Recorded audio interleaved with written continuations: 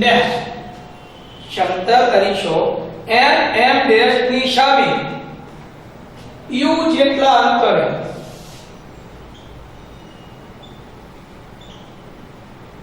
u જેટલા u એટલે વસ્તુ અંતર u જેટલા અંતરે રાખેલી છે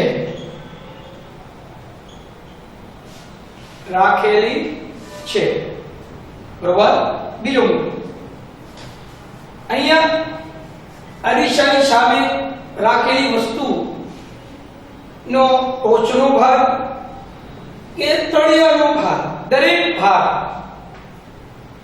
પ્રત્યેક ભાગ બિંદુવત ઉદ્ગમ તરીકે વર્તે છે એટલે સમગ્ર વસ્તુનું સંપૂર્ણ પ્રતિબિંબ સમતલ અરીસામાં વસ્તુના કદ જેટલું જ પ્રાપ્ત થશે અને જેવી રીતની સ્થિતિમાં વસ્તુ હોય તેવી સ્થિતિમાં ચત્તુ પ્રતિબિંબ મળશે।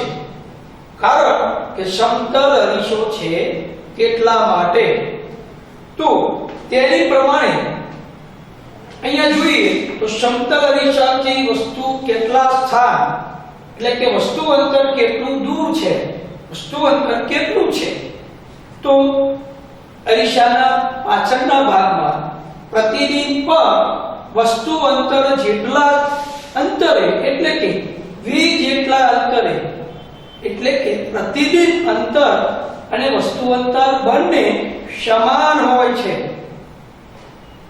વસ્તુની ઊંચાઈ h અને h ડેશ આ બંને પણ સમાન હોય છે। u અને v એટલે કે વસ્તુ અંતર અને પ્રતિબિંબ અંતર પણ બંને સમાન હોય છે। તો અહીંયા સમતલ અરીસા વડે મળતું પ્રતિબિંબ ચત્તુ અને આભાસી મળે છે। આભાસી એટલા માટે કે તેને આપણે પડદા પર ઝીલી શકતા નથી। તો અહીંયા વસ્તુના એ બિંદુ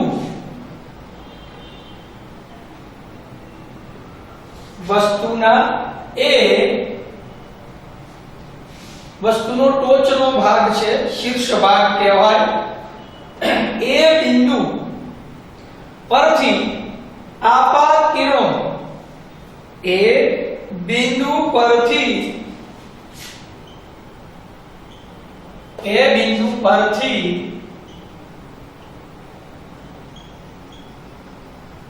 આપાત કિરણો કયા આપાત કિરણો છે એ n અને એ q